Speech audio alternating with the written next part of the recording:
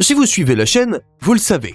J'adore fouiller dans les archives, replonger dans les brochures jaunies, recalculer les chiffres de vente et ressortir les dossiers que certains constructeurs préféreraient oublier au fond d'un tiroir. Et en 2025, entre la montée en puissance de l'électrique, la Renault 5 e-Tech élue voiture de l'année et les Dacia qui dominent toujours le rapport qualité-prix, on pourrait se dire que tout va bien. Mais il y a aussi des ratés. Des fiascos assumés à demi-mot, parfois depuis des années, et qui continuent encore aujourd'hui de hanter l'histoire de l'automobile française.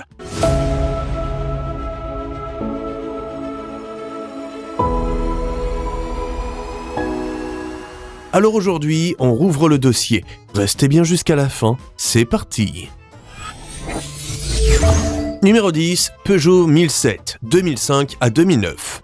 Si la 1007 ouvre notre classement, c'est parce qu'elle incarne parfaitement ce moment où Peugeot a voulu jouer au génie visionnaire et s'est pris la réalité du marché en pleine face. La 1007, c'est le bébé du concept Sésame de 2002. Une citadine chic, urbaine, ultra customisable, vendue comme la Twingo du futur. La grosse idée, 2 portes coulissantes électriques, uniques au monde. Sur un stand de salon, ça fait briller les yeux. Dans la rue, c'est autre chose. Les portes mettent une éternité à s'ouvrir, les moteurs peinent à tracter près de 1,4 tonne et l'accès arrière reste compliqué. En plus, la voiture souffre de retard de lancement, de bugs de jeunesse, d'une finition perfectible d'un prix trop ambitieux pour une citadine. Peugeot rêvait de 130 000 ventes par an. Il en vendra 124 100 au total en 4 ans. Pire, la marque aurait perdu 15 380 € par exemplaire. Le public, lui, a rapidement vu la 1007 comme une citadine gadget molle, chère et grevée par sa boîte de tronique anémique. En 2025, on la regarde avec un mélange de tendresse et d'amusement. Une bonne idée mal exécutée et un rappel brutal que l'innovation ne suffit pas si elle ne répond pas aux besoins réels des conducteurs.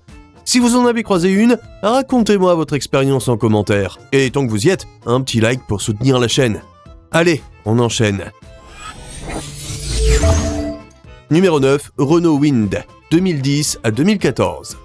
La Renault Wind, c'est l'élève prometteur dont on attend beaucoup, mais qui finit par redoubler dès le premier trimestre. Quand Renault la présente en 2010, le contexte est clair. L'Europe adore les petits cabriolets fun.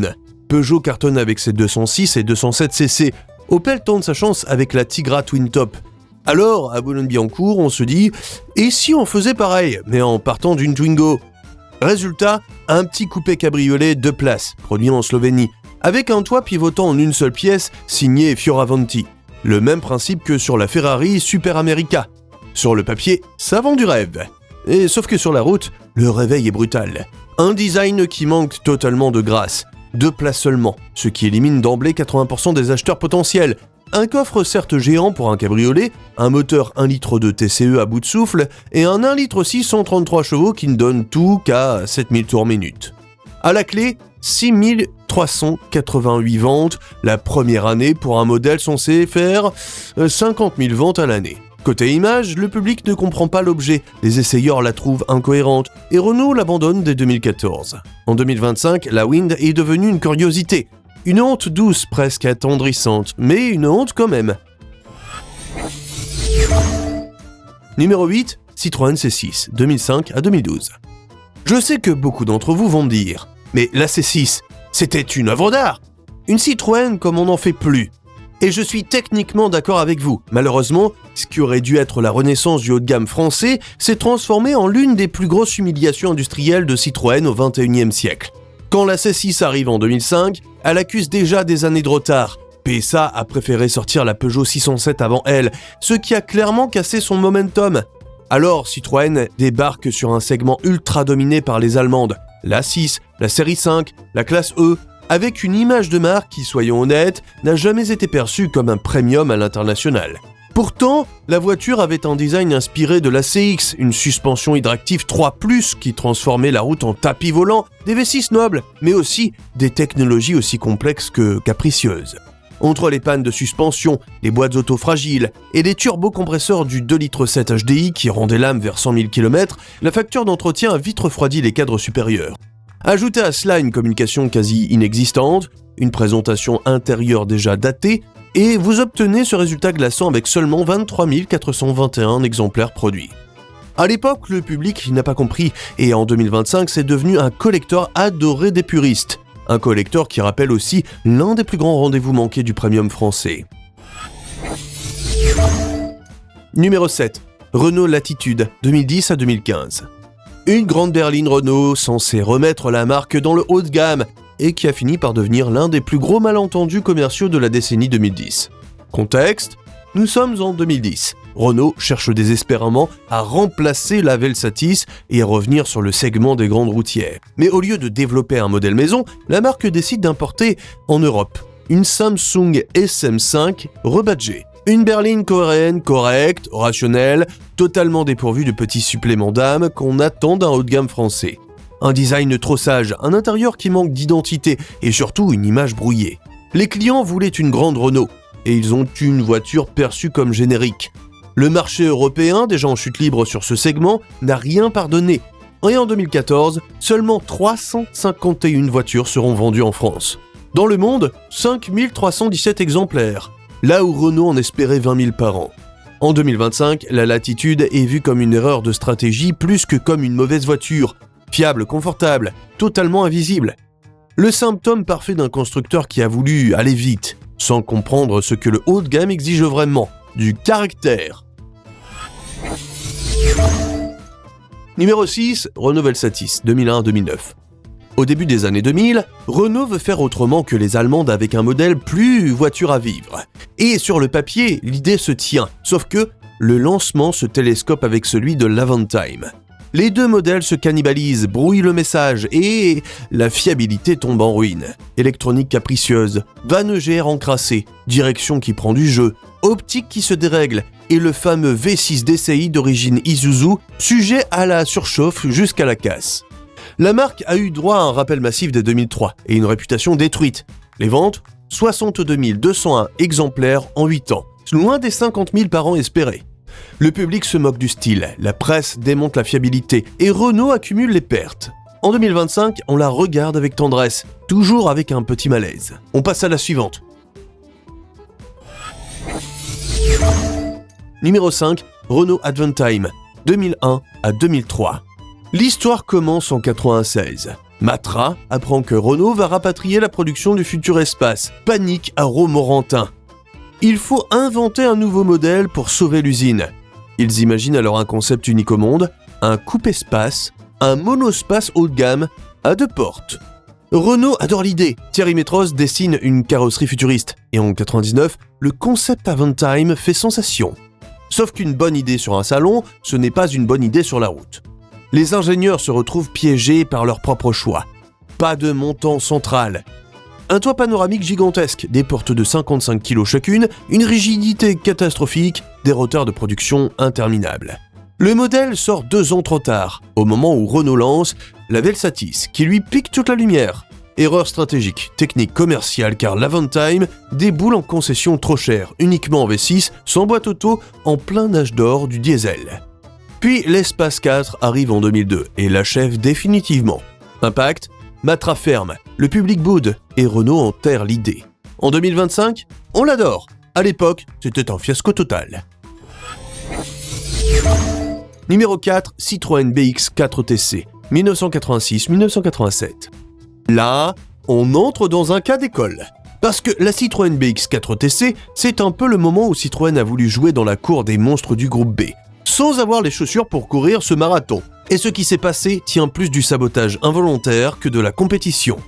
Replaçons le contexte. Au milieu des années 80, Peugeot triomphe partout avec sa 205 Turbo 16. Citroën, jalouse de la gloire de sa sœur de Sochaux, décide elle aussi de se lancer dans le groupe B.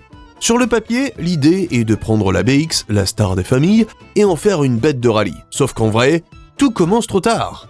La voiture n'est pas prête pour 1985, le développement traîne, et Citroën arrive sur la grille avec un an de retard. Dans le monde du sport auto, c'est une éternité. Résultat, une voiture en surpoids motorisée par un bloc N9T placé tellement en avant qu'il fallait presque une allonge pour toucher la roue avant. Conséquence directe, un sous-virage monstrueux, une suspension hydropneumatique pas du tout faite pour l'enfer du rallye et une fiabilité aussi fragile que l'ego d'un copilote mal réveillé.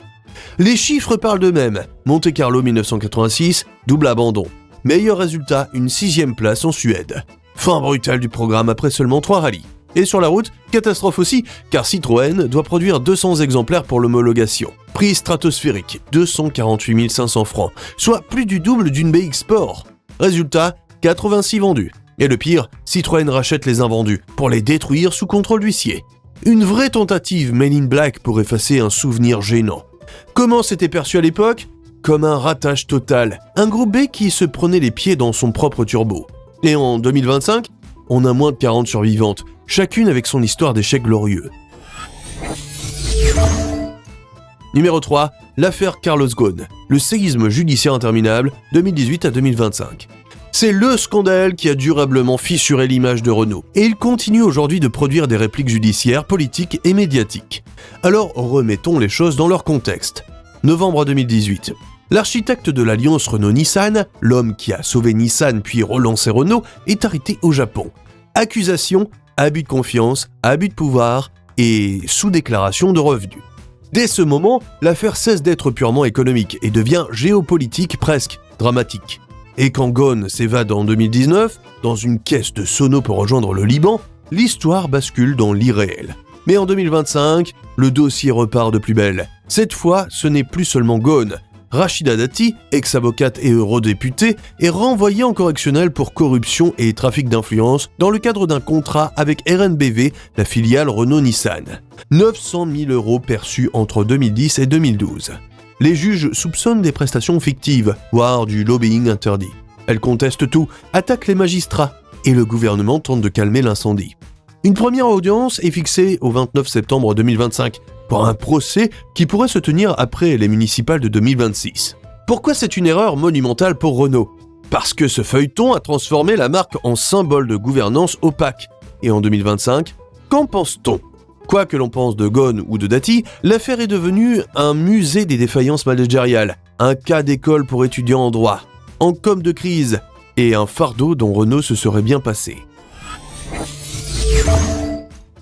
Numéro 2, les rappels Stellantis, PureTech, incendie et airbag, 2024 à 2025. Ici, on rentre dans un dossier tellement explosif qu'on pourrait presque déclencher un airbag Takata rien qu'en le racontant. Et tout ce que je vais vous dire est factuel, sourcé et a secoué l'industrie automobile française comme rarement. 2024-2025. C'est ce qu'on pourra appeler la double année noire de Stellantis. Une période où les rappels se sont accumulés comme si quelqu'un avait laissé tourner la photocopieuse en mode catastrophe.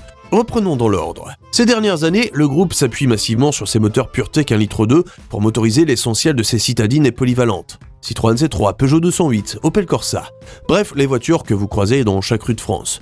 Le PureTech est censé être le pilier de la maison. Sauf qu'entre 2024 et 2025, ce pilier se fissure. Et là, tout s'enchaîne. D'abord, les bus de refroidissement défectueux sur les PureTech atmosphériques de 2022 à 2024, fuite d'huile, perte de puissance, bruit de claquement et dans certains cas, risque d'incendie. 68 000 voitures sont rappelées rien qu'en France.